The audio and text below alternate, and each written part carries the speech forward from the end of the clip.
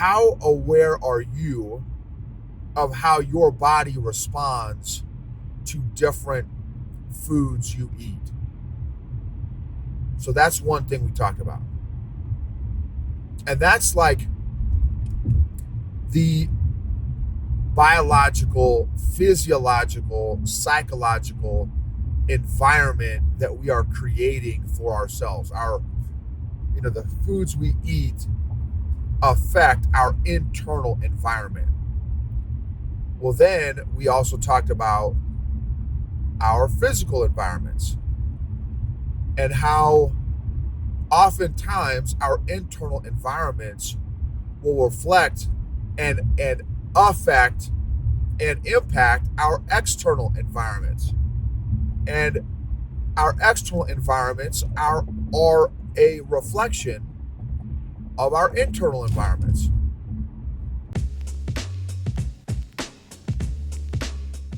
Welcome to the EQ Gangster podcast, where you will learn practical tools to grow your mental and emotional health and intelligence to be the best version of yourself, both at work and at home. It is real, raw, and transformational. The journey of emotional growth isn't easy, but it's worth it. I believe in you.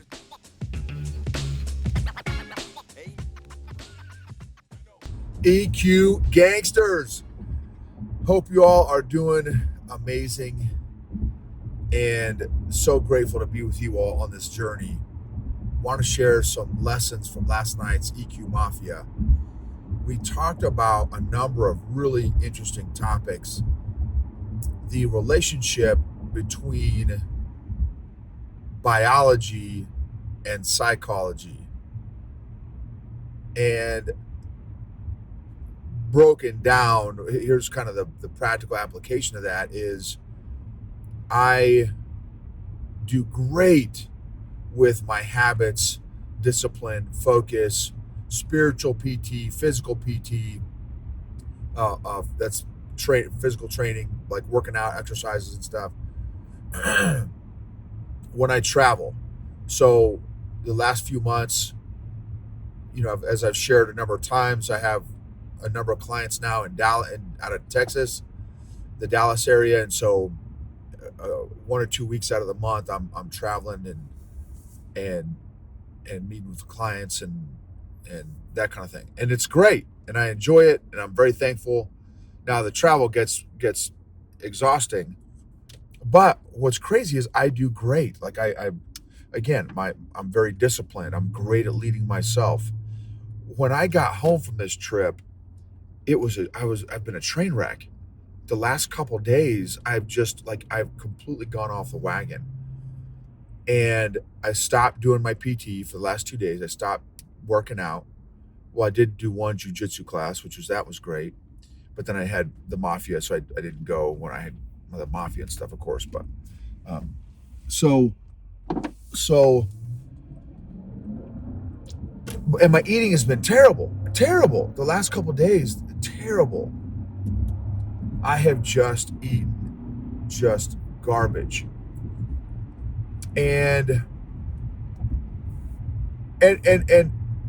unsurprisingly, I have been just feeling so lethargic and just depressed, and it's just terrible.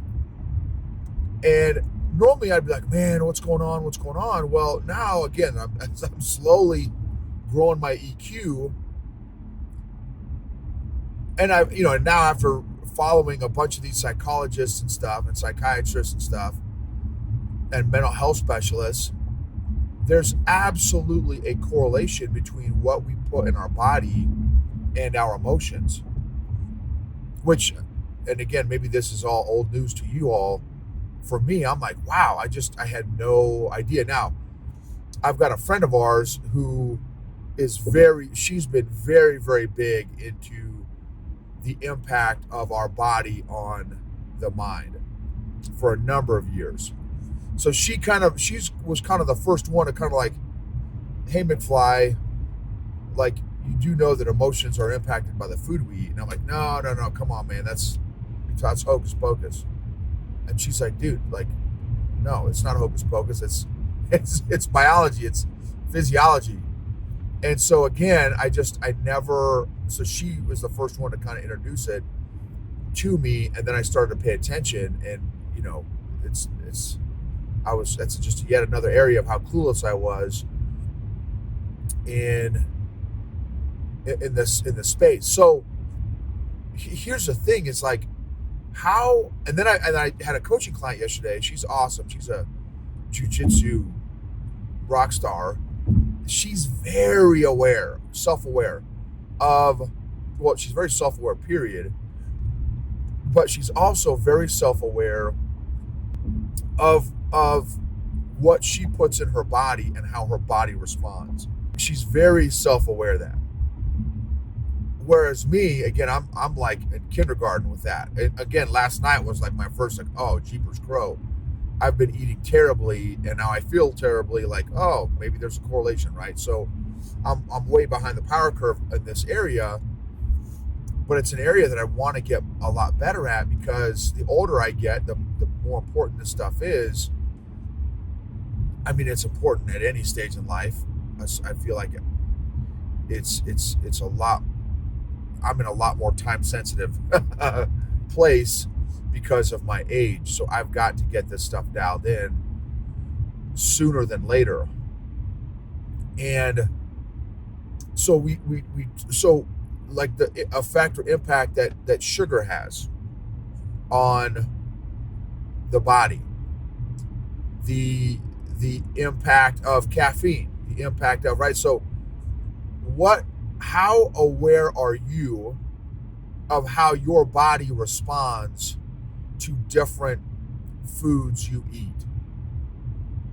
So that's one thing we talked about.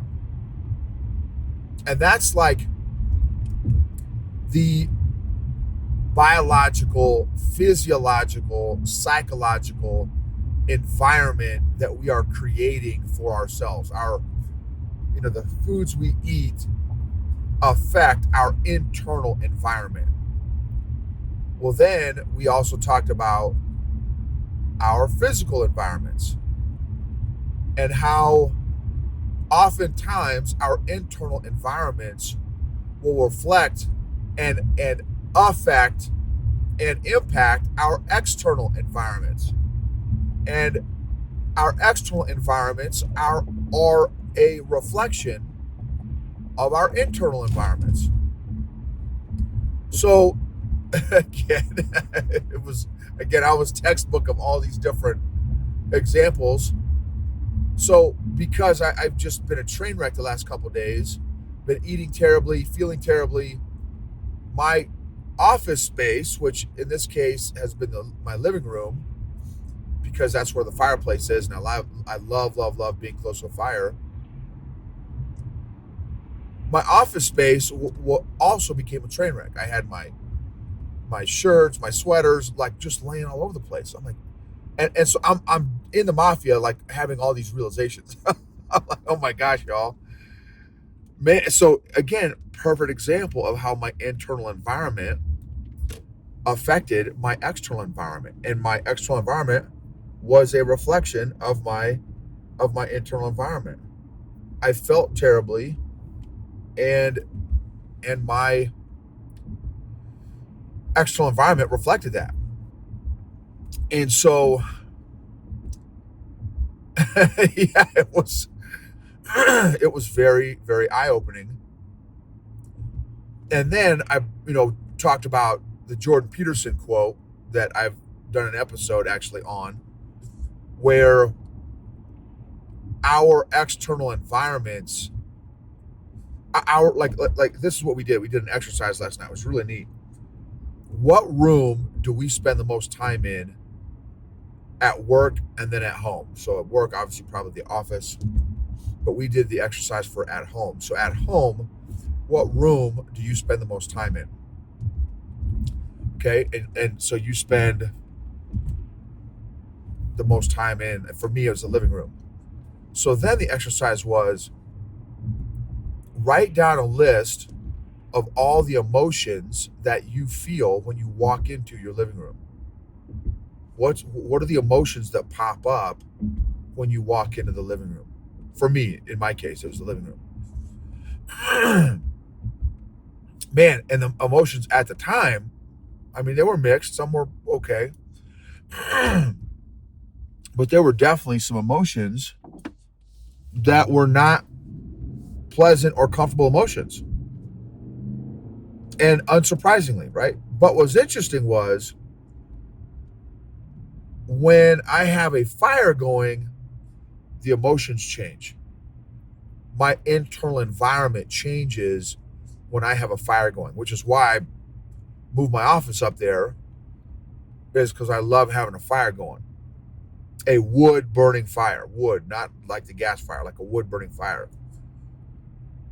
So if you think about this in the context of optimal human performance, what environments bring the best out of you? That's this is a powerful discussion. And so again, the Jordan Peterson quote where he shared our environments that we spend the most time in should bring inspiration, creativity, and direction. And I was like, what? Like, he's like, dude, when you get in your environment where you spend the most time in, like, you should like subconsciously want to do the next thing, do that next move, make that next move, make that next decision. You should want to be like you're almost carried along by the environment to to move forward, to progress. And I just, again, like I said in the episode, in that other episode, it was just I'd never heard that before. And I'm big on on environment. What, like, restaurant environments? What's the environment of a restaurant? The different food places we go, the different gyms, jujitsu gyms that I go to. What environment? What's the vibe? Does this environment bring the best out of me? So so anyway, then let's see. Then so we talked about physical environments, and and then we had one of our EQ Mafia members. His name is Justin. He shared an amazing story of how the EQ Mafia, as a community, really helped him through a very, very challenging time, which was a tremendous, tremendous blessing to hear. The quick skinny is he had been without employment for quite some time, and he's a senior leader, and he had been without employment for quite some time. And he finally, and this is another great discussion that we had, he finally like let the mafia know, hey, because we kind of go around, hey, little check in, how's everyone doing? And he's like, hey guys, I'm sucking. And he's like, man, Noble, he's like, I didn't want to tell anybody that I was sucking for 3 or 4 of the meetings. And then finally one day I'm like, okay, now I'm just going to tell everyone like, hey, I'm sucking. So then we talked about it. I said, hey, do you mind if we talk about it in the mafia? He's like, yeah, let's do it. And so we all offered encouragement and perspective and support.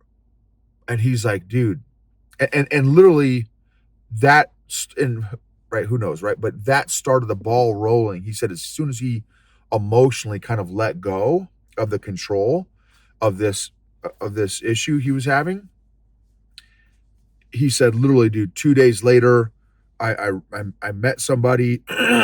2 days later, that somebody introduced me to another person. 2 days later, they asked for my resume. 2 days later, the HR department reached out to me, and now I've got a job. And he starts on Monday with making. He's like, dude, this will be double what I used to make in NASA.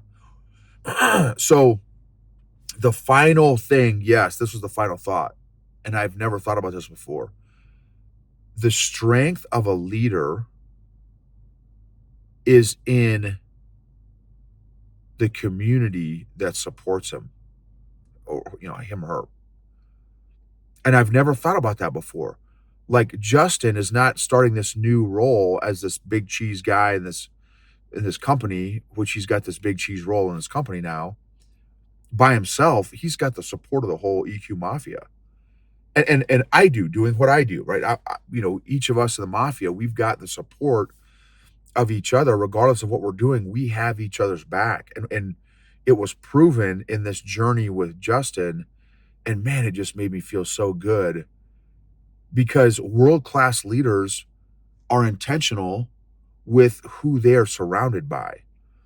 And I'm just so grateful that the EQ Mafia it has proven to be a tremendously supportive environment that literally helped one of our members through a very tough time, and now is killing it, absolutely killing it in this new role. So just that final thought of, man, who do I have supporting me? What is my as a leader? What is my support network?